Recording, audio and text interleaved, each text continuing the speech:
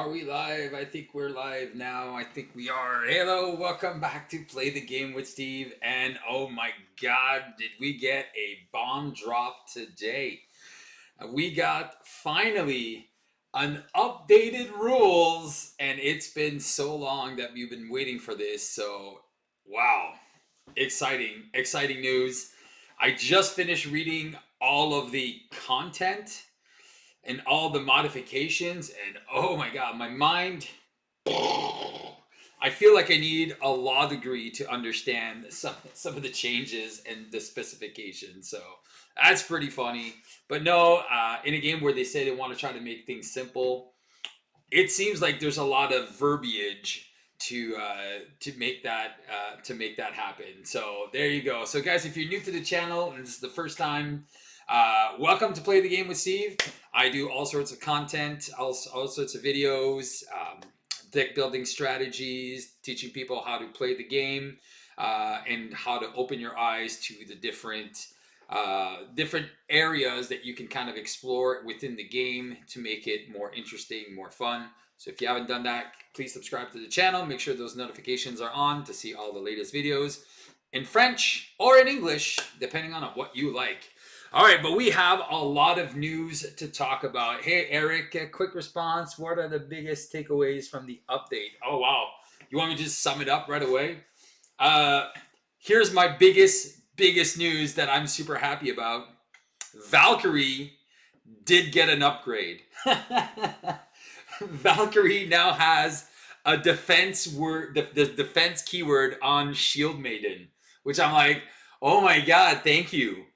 So now we can recur it. There's ways that we can play around it. So if you want to build I wouldn't say a better Valkyrie deck, but now Valkyrie has some protection strategies that you can kind of explore with those Shield Maidens. There you go. That's my biggest takeaway in a nutshell. So there you go. So, all right, let's talk about the biggest thing that they wanted to approach with this is the valid targets. Because before, the way it was said is that you had to change the state of the game. And that was super vague and very open. And now it tells you that cards need valid targets to do. I'm going to try to read the comments as they come. Hello, Steve. Such a mind-blowing update. I'm still trying to understand the consequence on the tough status change. I'll talk about some of those. If you have questions, put them in the chat, and then I'll get to those in a minute. But I definitely want to talk about the valid targets. So how does the valid targets work? Sorry, I think I need glasses because my laptop is like far away, and I'm like trying to read the comments at the same time. So. All right, so what does the valid target means? That means you need to be able to affect the game in a legal manner. Okay, so I'll take a super easy example. If a card says deal 5 damage to a minion, then you have to deal 5 damage to a minion. Or you have to be able to, there must be a minion in play. Same thing, if an event says remove 1 threat, you have to have a legal target to remove. So there has to be 1 threat somewhere that you have to remove. All right, so that is it for like valid targets. So something must be affected permanently to be able to do that. Brian, talking changes, right? Yes. Yeah, let's talk about this. And then, so now they also restructured the timing priorities. So the first is keywords and icons. So what are the keywords? Keywords like retaliate. We have keywords like hinder, anything like steady, tough. All of the keywords will take priority number 1. So that is no longer in question. So the keywords take priority. And then the icons. So if there's an event that says, oh, there's a crisis icon and you want to play a card that says you can thwart the main scheme, well, you won't be able to play that card because, again, you won't have a valid target. So that goes back to like the valid targets. You won't be able to play a threat removal card that targets only the main scheme if there is a crisis icon. So that is part of the targets.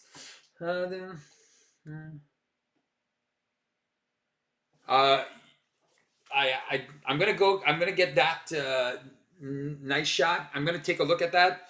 I'm trying to see where that would be because like I said, I glanced at it super fast. I took like a bunch of notes on things that I want to talk about.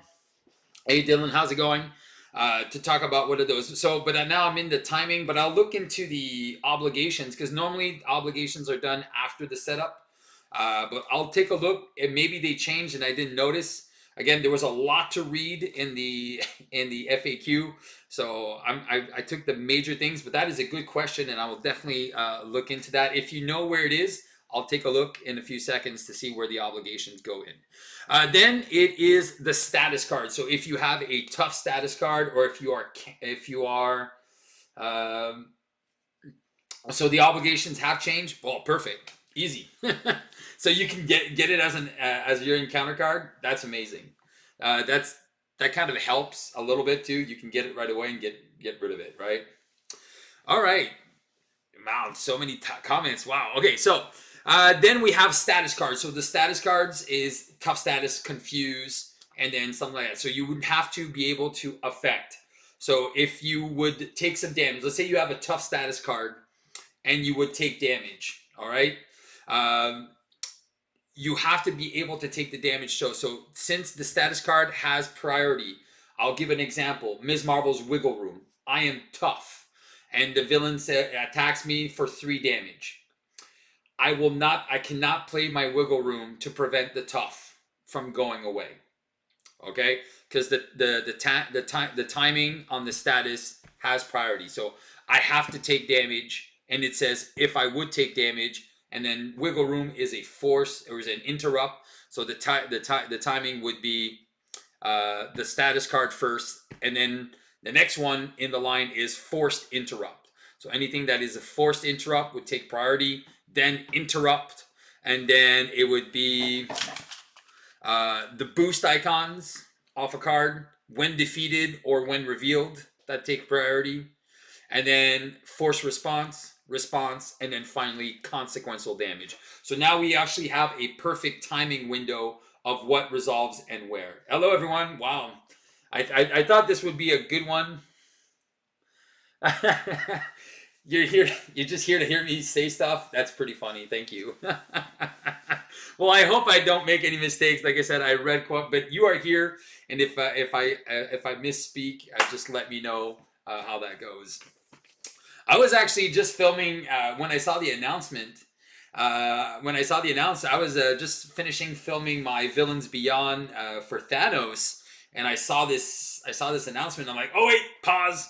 Let's do this, and then I'll probably release the Villains Beyond a little bit later. Listening to Steve is better than reading. Oh, thank you. I'll try to use my my nice voice here. Okay. Okay, so triggering actions on cards.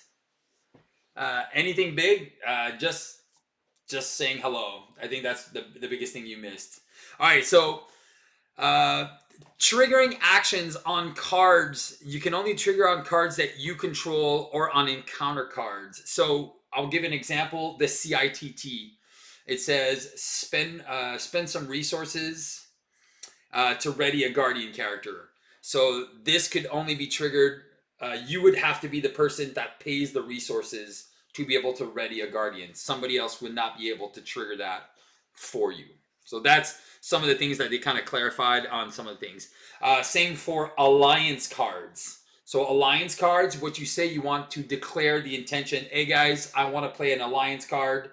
Before you start spending resources, you would declare, hey guys, who wants to help me pay for this alliance card, since we can all chip in together? And then you'd be like, okay, well, I'll give you my nerves. I'll give you a resource. I'll give you a resource. I'll give you a resource. So now I only have one resource to pay for my alliance card. Done. And then boom, I can play for my alliance card. So once you declare the intent on what you want to play. All right. All right, so the other thing they talked about is the attachments with your only that player can trigger off of those. So any attachments on your character, so the obligations have to be done by you. Now there is certain obligation, certain cards. If we look into the, I have the modular right here. What is it called again? The galactic artifacts. So the galactic artifacts have attachments that attach on players, and then they said you have to. You can spend resources to get rid of it. Any player can play that. Targeted for elimination from the mutant genesis has exhaust your identity, so you would have to do that yourself. Nobody else could exhaust their identity to get rid of targeted for elimination for you. So those are kind of like the little definitions that they're talking about on how these things would work. All right, and then tough and defending. So they also mentioned a little bit of things about tough. If your character is tough and you are defending. So here's the idea. If you are defending using your basic defense, let's say the villain is attacking you for a base of 2, you have a defense of 3, and you are tough. You are allowed to defend, and you're also allowed to modify or increase your defense. So let's say I'm playing a desperate defense, I am allowed to modify that because it is when your hero defends. So again, you're taking priorities on the timing. Even though the status card says like, oh, well, you're not at the damage step yet. So you're allowed to increase, let's say, a desperate defense that gives you +2 defense. You would now increase your defense to 5. If the villain attacks you for 5, well, what happens is you will get to keep your tough. So 5 minus 5, 0 damage. So the tough status card is not preventing anything or is not removing any damage. So you would also get to ready because you took no damage, and you would get to keep your tough status card. So that is a very cool way that they can play around with the tough status cards and you keeping those around. All right. Okay. If enemy attack ends before damage abilities after a character defends trigger do not apply. Okay. So here's another one. So if there's an enemy attack that ends before the damage abilities of a character defends trigger. So what does that mean? That is just complicated. I had to read it a couple of times. So let's say you're getting attacked by a minion that has a 3 attack. Okay, and you're playing, let's say, a powerful punch. He's got 3 health. You eliminate him before the damage is resolved. Okay, so. So the damage is not going to resolve. So after a character defends abilities will trigger because you did play the defense event. So those will trigger. So if you have the never back downs or I'm trying to remember one, unflappables. After you defend. So after you defend anything after you defend would be able to resolve. After your hero defends, indomitable. Hard to ignore. After your hero defends, all these will be able to trigger. J'ai l'impression qu'il n'aime plus Miss Marvel entre annoncières. Oh yeah, thank you, Fabien. I know Ms. Marvel is still awesome. You can still trigger a lot of fun stuff with Ms. Marvel. And the only thing that was nerfed on her, which I 100% agree, is that she has to take damage and with the go for champions, and we'll talk about that in a second. All right. The things that won't resolve if an enemy is defeated is after an enemy attacks. So I'm taking from the Masters of Evil, Tiger Shark. It says after the enemy attacks, give it a tough status card. Or I forget the name of the guy. He deals 1 damage. Bulldozer. No, not Bulldozer. Thunderball. Thunderball, like the minion, he says after he attacks, deal 1 damage to each character you control. Well, that would not trigger because he has been defeated before he attacks. So there's some cool specifications here for those type of cards that you would want to see. Like, oh, you're not too sure. Well, he's attacked. Does it still trigger the response? No, because he's no longer in play. That means that minion's force response or his response is not going to trigger after he attacked. All right. Only apply. Oh, okay, yes. And then the other big thing as well is anything like attack modifiers. So if you're playing an attack modifier that has multiple instances, super easy example, Wolverine's claws. Of course, I'm getting a call right now. Okay, I know that's my garage. Sorry. So attack modifiers only apply to the first instance. What does that mean? So Wolverine's, let's say his Berserker Barrage. You have a warrior skills in play.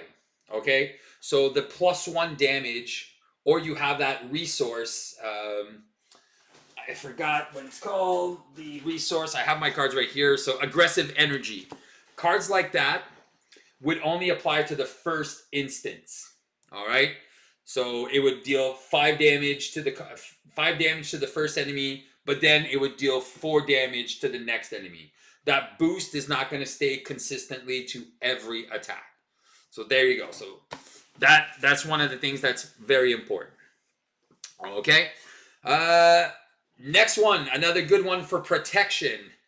Cancel. If you cancel, it prevents the card from resolving. So one combo here that might break is with Spider-Man Noir. So I have some of the cards here. I didn't have a chance to place them all. But Spider-Man Noir says, after you resolve a treachery, if you control another web warrior, attach that treachery face down here.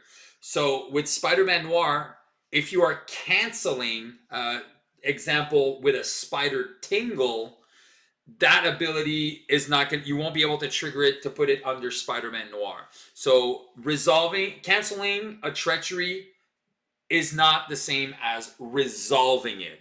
So I think that was a big thing too that people weren't too sure about. So I was really happy that they specified how that works. All right. Then they also talked about choose, the keyword choosing. All right. So you must choose something that affects partially that has to have some type of effect on the table. I think the biggest and easiest example is with Claw's Sonic Boom. I think everyone can relate to that one. Oh well, I can't exhaust all my characters, and I don't have all of the resource types. So you would have to choose what can you fulfill the most. So I think the best way to see it is that, I only have my hero who's not exhausted, and I have one of my allies. Well, I'll just exhaust my hero. No, you have 2 resource types, so you'll have to spend the resource types for that card as much as you can. So that's how it would work. So you would have to choose the one that affects the game the most. So that's another something that they talked about. All right.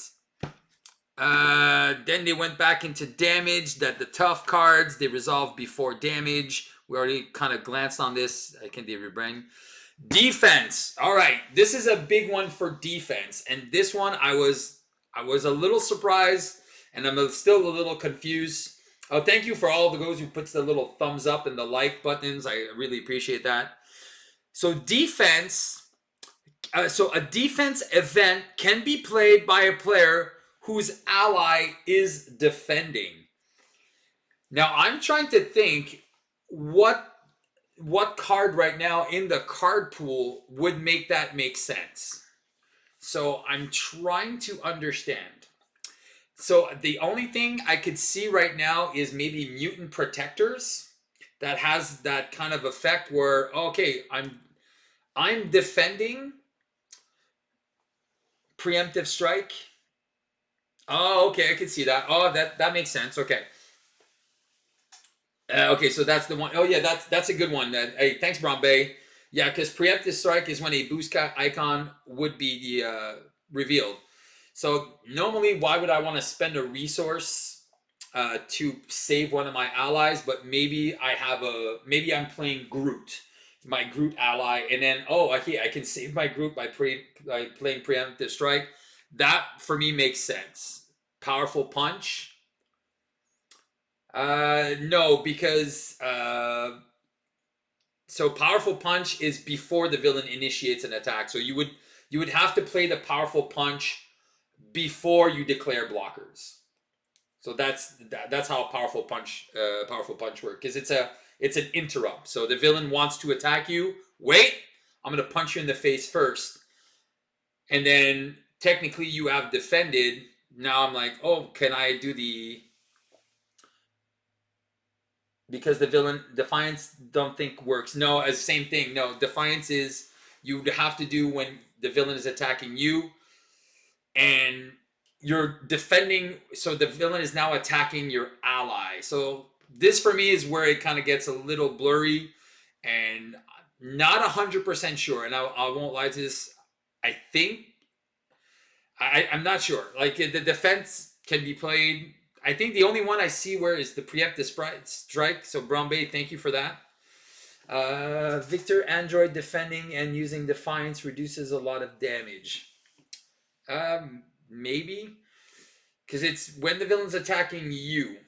So technically, you might be right. I might have to reread this the rule. I might have to reread the rule just to try to. Like I said, some of these, if I go into the just the damage or defense page, there's like 7 paragraphs. So the ally defending here, it's in the defense. It's on page. Let me just go into it. I'm right here. Defense. And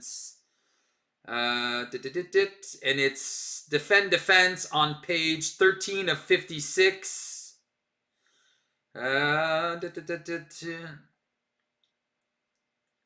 Okay, defense label of so defense label abilities can be played during an attack by a player whose ally is defending that attack.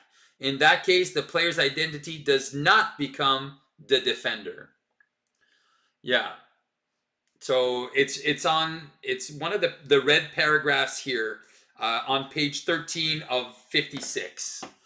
All right, now, one thing that got me super excited, though, for the protection events is, okay, so defense events can be played outside of an attack if the condition is met. What does that mean? So, Ms. Marvel, let's say there's deal 3 damage to an enemy. Well, Ms. Marvel, yes, it is a defense event, but it is also a prevention event.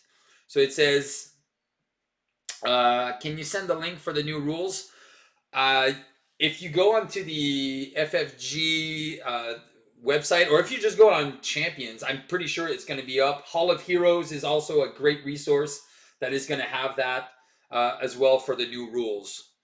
So that you can find that right there, and you'll be able to read the whole 56 pages of it.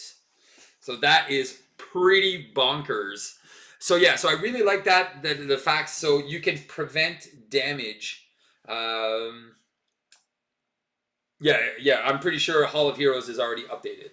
Okay, so yeah, so Ms. Marvel, any hero that has a prevention effect. I think Captain America's shield, I'd have to look real quick. His shield block, it's an interrupt when you would take any of damage. Yeah, so Captain America's shield block would also work outside of an attack. So those are kind of cool cards there that you can kind of see that now you are allowed to play, which is how I used to play it in the beginning. Until they said, oh no, defense cards can only be used for an attack. But now that has changed. So that is really, really cool that you can use the defense cards outside of attacks if the conditions are met. So I like that. All right, the other thing that they mentioned is that the hand size is now counted 1 card at a time. You can outside the attack, but it doesn't count as defending an attack for other abilities. Yeah, correct. Yeah, that's very, very good to point that out. Yeah, so you wouldn't be able to play, let's say everyone takes 5 indirect damage, or take 4 damage, like flipping Norman Osborn. Take 4 damage, you would be able to shield block. Even though it's a defense event, you wouldn't be able to trigger, let's say, unflappable or hard to ignores off of that. Because it is not technically defending. It just prevents. So sidestep would work in that case. Same thing. As long as you're preventing the damage, you would be allowed to use those cards to prevent the damage. All right, so going back to hand size. So hand size now is counted one card at a time. And there is a timing window. So I think the best example here is Star-Lord. So let's say Star-Lord has his helmet out. You have 2 encounter cards in front of you. So technically you would draw 6 cards. Oh, shoot, you're decking out. Now you draw. Now you're like, oh, I'm decking out. I shuffle. I put a 3rd encounter card. The game state changes. So you can look and it says, oh, you can add up to 3 cards. So now you would be able to take a 7th card with Star-Lord in your hand because you have 3 encounter cards. Before, it didn't work like that. Before you used to, when you draw up, you would count what's your limit, and that's how you would do. It wasn't something that was modifiable. So that is really, really cool with Star-Lord now that you can kind of deck yourself out and get some extra cards out of that. Again, it's not super game changing, but it can increase the enjoyment that you have playing Star-Lord for once. All right. Now, permanents are placed outside of play or they're put in play as of step 1. So the first thing you're doing is if you're choosing Wolverine, you're putting your claws down. If you're playing Vision, your intangible mass form is out. So all of those things are now anything that has what's your I'm trying to see some of the other ones there that it was kind of like unsure of how they worked. Anything that starts into play, they don't count towards your deck size. So anything that has the permanent keyword goes there. So funny enough,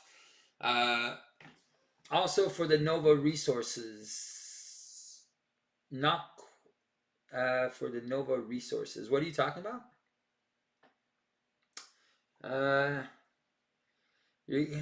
You're good on the rules, so it helps when someone does this. I'm okay on the rules. Like I said, I read them up. I read up on them a lot. I also ask questions when I'm not sure. There's some gurus in the chats. Oh yeah, they're set aside. Oh, okay, so they start at, but that's the way they said it. So they start in right on step 1. It doesn't say when to put him in. I thought they were just in at step 1, right? Or did they change that again? Or is it part of setup? Let me go check setup real quick. So they aren't in play yet. Oh, okay, so setup. Let me see. Setup. I have it here in the setup part. They just aren't in the deck. Oh, okay. Set up. They should have it right here. Setup, scenario, search, set aside area, setup keyword. A card with the setup keyword begins the game in play. There you go. A card with the setup keyword begins the game in play. That's what I'm saying. So if you look at on page 32 of 56, setup keyword. A card with the setup keyword begins the game in play. There you go. Oh, permanent. Oh, I'm not. Oh, you summoned me, Steve. Look the permanent. Not.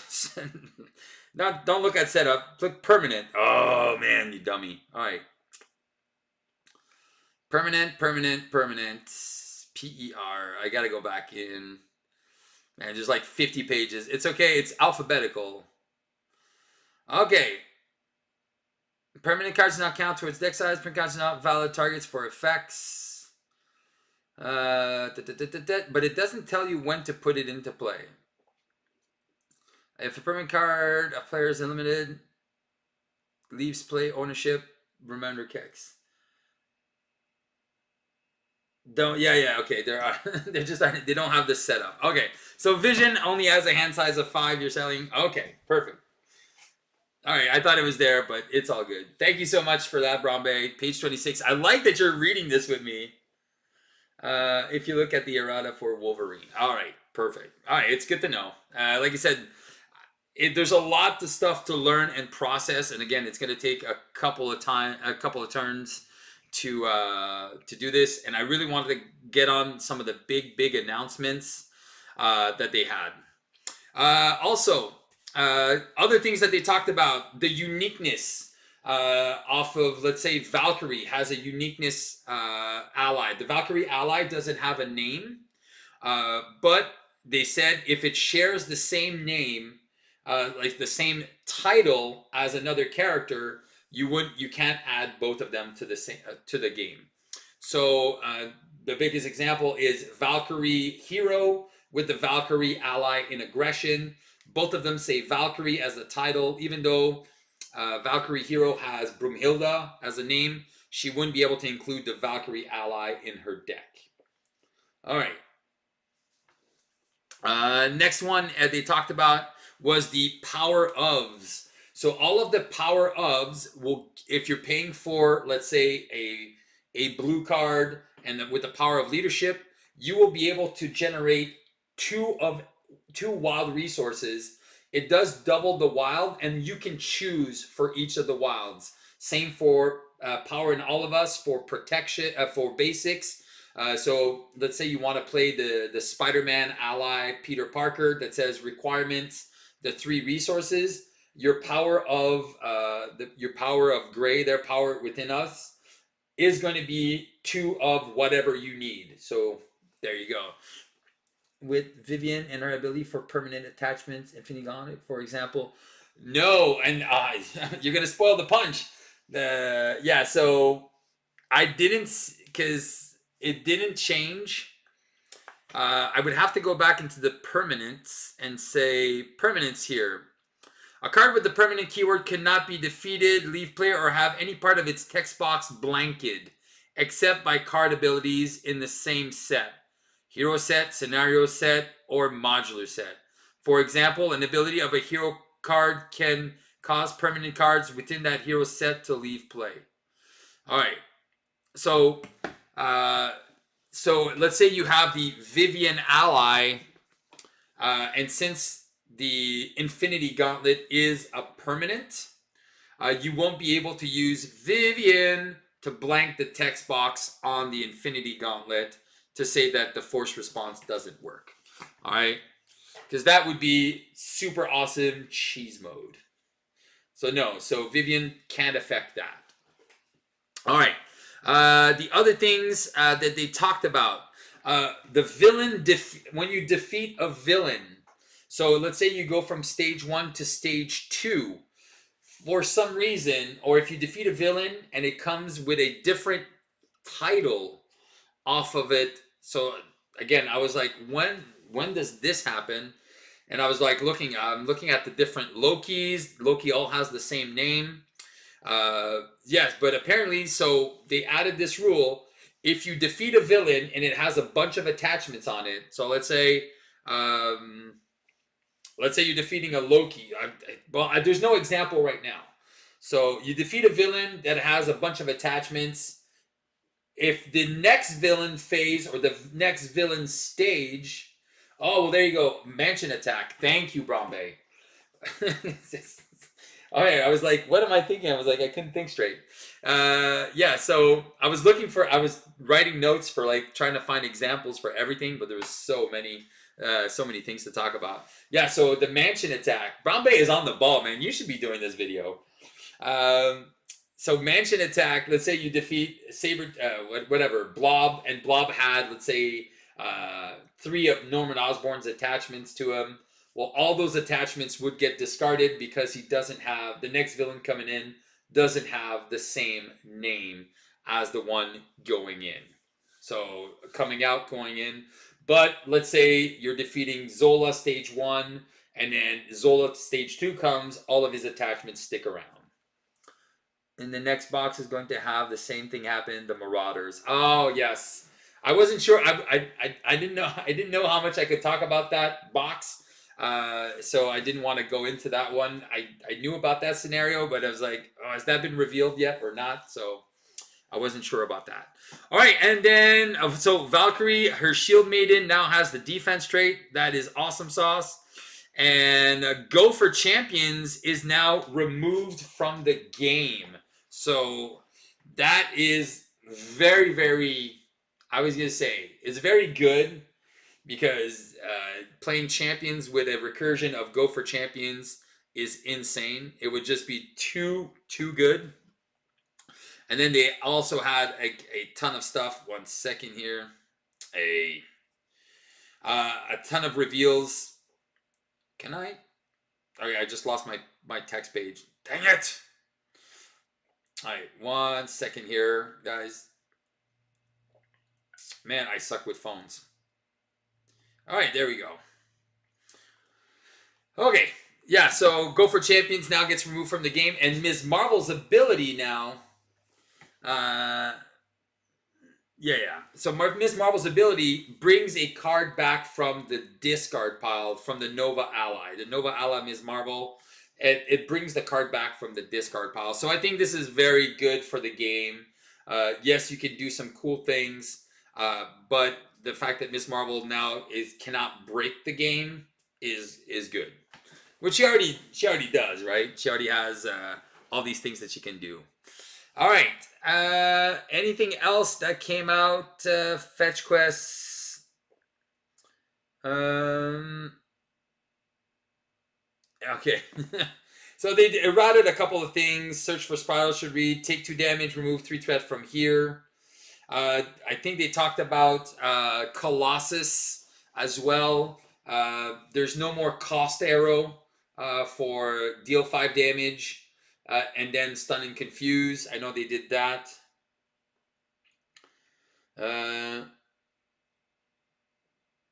Okay, Bone Break. There's a bunch of them. Berserker Barrage says hero action, deal 4 damage to enemy. If that attack defeats an enemy, you may take 2 damage to repeat this ability. Replace cost arrow with 2.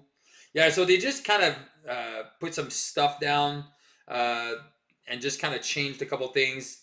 The War Machine hero, James Rhodes' ability is limits to once per round or once per phase, which I don't know because you can only do it once. Go for Champions, Miss Marvel's hero response. And then there's like a whole bunch of them. It's really insane. There's like everything's in red. So all the things from the hero packs that people had questions. One of them was the Cosmo got changed as the other big one. Yeah. Well, Cosmo can only affect the player deck and the encounter deck now, which I think is very smart. Because we all know that Cosmo was getting like super OP with Doctor Strange or with the what's it called there, the Infinity deck, or you're just adding anything where you 100% know the result. I don't think that was fair, and it was good for the game because it was just broken, right? And there's definitely ways that you can break this game. Just bring it. The Bring It card is one of those, and me and Brant had an insane game yesterday. If you haven't had a chance to check that out, we played a versus version of this game where we were trying to minion collect, and then we're bringing it for like 12 and 14, draw 14 cards. You have 14 minions in front of you, so that card is just insane. They did limit it to once per phase, once per round, so that's pretty good. I don't know if it's once per round per player, because that would be even... That could be the thing too. You can only do it once per round per player. That could also, change that that effect if we were playing it wrong. But there you go. So those are like some of the biggest changes to the game right now. I'm trying to see if there's anything else. Targets, and then again, the target, everything has to have a valid target. Preventing damage can only be prevented if you would actually take some damage. So I think those are all the biggest things that we have. And the setup rules, there you go. And then the setups all happen. Anything that has a setup ability will just start into play right away. So there you go, guys. So that is a quick roundup. Well, it's still 40 minutes. So there was a lot. So this FAQ was very, very needed. And I think it's going to streamline a lot of things. I think it's going to take some adjustment as well. Not only for the content creators, but for the players to just kind of grasp their heads about all of the stuff that's been announced. And they were very explicit on setup abilities on the main scheme and the villain when they happen. Oh yeah, well that's happening. Did they change that? Is it? Because I'm trying to remember. Like, so when the villain, so any of the when revealed, so you do the side scheme first, and then you do the villain. So the side scheme is the first thing that gets revealed, and then it's the villain's ability that gets revealed. Page 43. I'm right there. Boom. 43 of 56. Resolve scenario setups when revealed abilities on step 12. Put setup cards into play. Part 11. All right. Resolve scenario setup and when revealed abilities. Yeah, so revolve any setup on the main scheme. Flip the main scheme. Do the when reveals. Resolve when revealed on the villain. And then the campaign stuff happens after that. Oh, there you go. Thanks, Ebrambe. Yeah, that I knew it was I knew for sure it was the main scheme first, and then it was the villain, and then whatever else you do from the campaign after that. So that's about it in a nutshell, guys. I hope you you appreciated the time to talk about this. Sorry if I wasn't 100% prepared. There was just so much, and I think a lot of people were just gonna go and like what, where, why, when. So I think talking about it a little bit and really kind of focusing on the most important parts is what we need to do. So thank you so much, guys, for being with me. I appreciate you all. Thanks for the in-depth, Steve. You're the best. Thanks, Willem. There's no way I'm reading and remembering all of these rules. I'm glad they did release this to clear up more game-breaking mechanics, though. Yeah, you guys are all welcome. Thank you so much for joining me on this channel today. Yeah, just check out the content. If you haven't subscribed, subscribe. Put those notifications.